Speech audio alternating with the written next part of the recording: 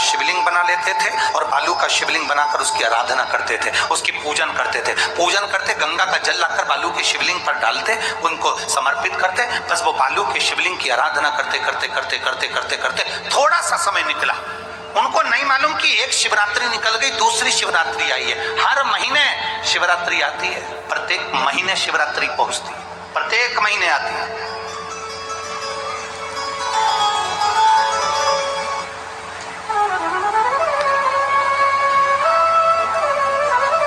एक शिवरात्रि अपन पंजाब में थे, भटिंडा, तब पड़ी थी, जनवरी की पड़ी थी बात, जनवरी की। अब फरवरी की जो शिवरात्रि पड़ेगी वो अपन झारखंड में रहेंगे 5 तारीख से 9 तारीख के बीच में, तो बीच में शिवरात्रि पड़ेगी। इसलिए उस कथा का नाम पतालेश्वर शिव महापुराण की कथा रखी है। हड्डी उसमें मूल है, आपका बुढ़ापा ना बिगड़े उसके लिए वो कथा है। 5 दिन की कथा है, 2 बजे से 5 बजे तक आएगी आस्था चैनल पर भी। और झारखंड के आसपास के जितने श्रोता हैं सब सुनो। जमशेदपुर में काजू बागान में वो कथा होगी, बड़े प्रेम से।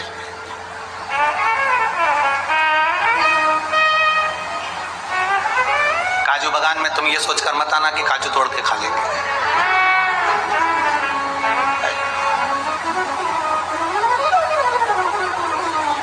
दिल से सुनो पतालेश्वर शिव महापुराण की कथा। कुछ जगह ऐसी होती हैं उस कथा का मूल, जैसे 7 मार्च से 13 मार्च की सीहोर कुबेरेश्वर धाम की कथा जरूर सुनो, मौका मिल जाए तो। 5 माताएं, भाई लोग, बहन लोग जो भी हैं, जीजा जी सब कथा में पहुंचकर उसमें सेवा भी करो और कथा भी सुनो, दिल से सुनो।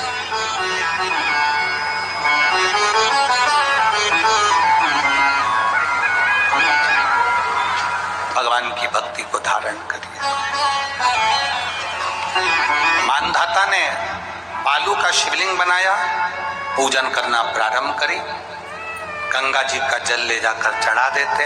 अब कोई तप नहीं, कोई साधना नहीं, कोई नेत्र बंद कर नहीं बैठे, कोई तप साधना में नहीं बैठे, कोई घोर तप करने के लिए नहीं बैठे, केवल शंकर का शिवलिंग बनाया, पूजन करी। साल में एक दिन सावन के महीने में जो शिवरात्रि आती है, हम भी टीवी के माध्यम से, सोशल मीडिया के माध्यम से आप सबके घर में पार्थिव शिवलिंग का निर्माण करवाते हैं। उसका कारण केवल इतना है कि हम पूरी जिंदगी तप नहीं कर पाते, पूरे साल व्रत नहीं कर पाते, साधना नहीं कर पाते, तो कम से कम सावन के महीने की शिवरात्रि पर जब अपने घर में मिट्टी का शिवलिंग बनाकर पूजन करते हैं तो हमें तप और साधना का पूरा फल प्राप्त हो जाता है। करने वाले, विरोध करने वाले करते रहते हैं। शाम को तो व्रत ये वाला उपवास करना ही नहीं था, पूजन कराना ही नहीं थी, इसमें ऐसी पूजन करा दी, उसमें वैसी पूजन करा दी, ये गलत बोल दिया, ये सही बोल दिया, ये ऐसा कर दिया, काली मिर्ची चढ़वा दी तो ये चढ़वा दी। बोलने वाले बोलते रहेंगे। तुम अपना काम करो, पार्थिव शिवलिंग का निर्माण करो, पूजन करो, आराधना करो, विसर्जन। आग लगे बस्ती में, जम के बोलो जरा अपन रहो, बस क्या किसको रोइए, चादर तान के सो। अपने को मतलब नहीं कुछ भी कि अपन को सोचे।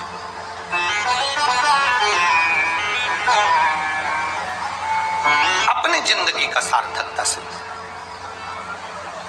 करा।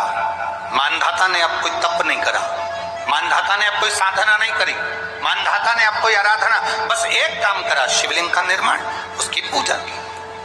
आपसे भी निवेदन करते हैं, समय मिला करें, हफ्ते 2 हफ्ते में गमले के अंदर ऐसी मिट्टी को उठा लो शिवलिंग जैसी और जल चढ़ाकर पूजन करके वहीं विसर्जन कर दो। उसी गमले में, उसी मिट्टी को वहीं विसर्जन।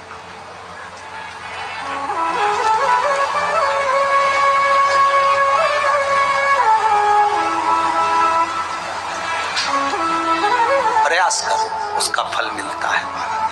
शंकर भगवान प्रकट होकर कहा,